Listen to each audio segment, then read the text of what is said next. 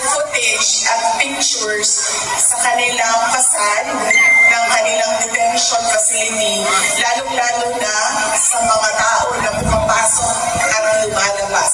Bawal po sa kanilang protocols ang videohan ang kanilang detention facility. So pakiusap ko lang, sundin natin kung anong protocol nila dito sa videotaping and sa recording and sa photography.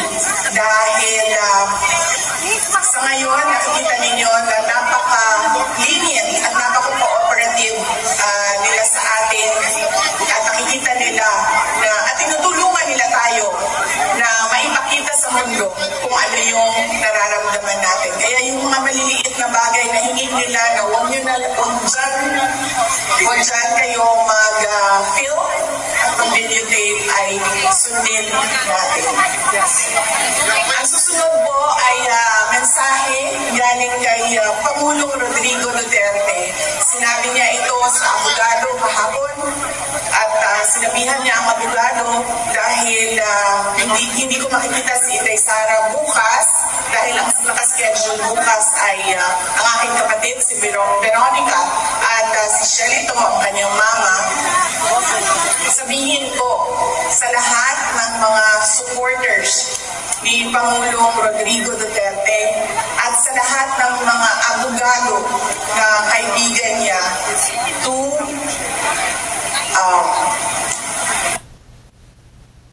pinakamasarap ang joy ng pamilya at Chicken Joyest.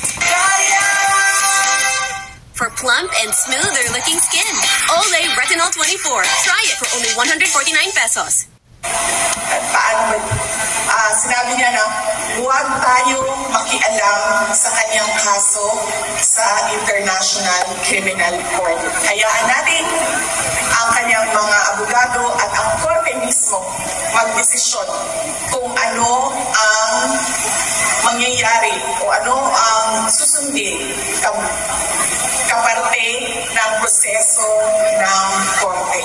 Sabi niya, kung gusto ninyo ipahayag ang inyong pagsuporta, kung gusto ninyo ipahayag ang inyong galit na nararamdaman or kung kasiyahan na nararamdaman, sabi niya, huwag natin pag-usapan ang kaso at huwag natin pag-usapan kung ano yung nangyayari sa kaso. Lalong-lalo na pagdating sa mga complainants o reklamo na nandyan sa loob sa International Criminal Court. So yan po yung mensahe ng detention center. Pakiusap ng detention center sa ating lahat. Yan po yung message ni Pangulong Rodrigo Duterte kahapon na pinadaan niya sa abogada na pumasok sa kanya at nakipag-meeting sa kanya kahapon. Ang susunod po ay sinabi sa akin ni Pangulong Rodrigo Duterte noong huli naming meeting sa loob. Sinabi niya, sabihin sa inyo, sabihin sa ating mga kababayan na kailangan niya ang tulong ng mga PDP senators at ng kanilang mga guest candidates. So, tulungan niyo po ako isa-isahin kasi noong nakaraan ay nakalimutan ko yung isang pangalan. So, isa-isahin po natin ang kanilang mga apelido. Una po ay si Senator Bongo. Pangalawa ay si Senator Bato de la Rosa. Ang sunod po ay si Senator Attorney Jimmy Bondo. Ang susunod ay si Senator Attorney J.V. Hinlo. Ang susunod ay si Senator Attorney Raul Lambino. At ang pamuli po ay ang ating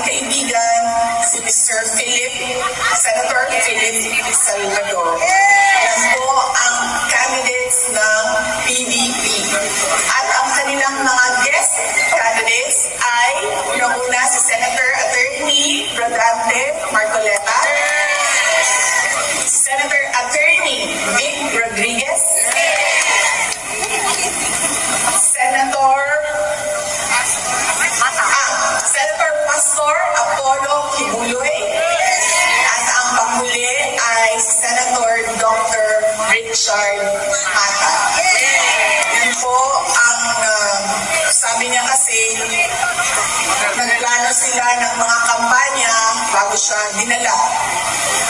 Sa pilitang dinala dito sa ICC detention, meron silang mga plano ng mga iba't ibang rallies para sa mga senators ng PDP laban at kanilang mga guest candidates.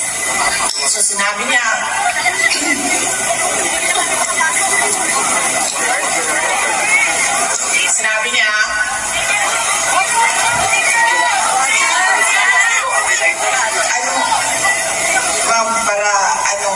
si PRD kung zero yun, ako Pepsi Max. Sinadadali namin bukas, ma'am. Para balanse ang competition.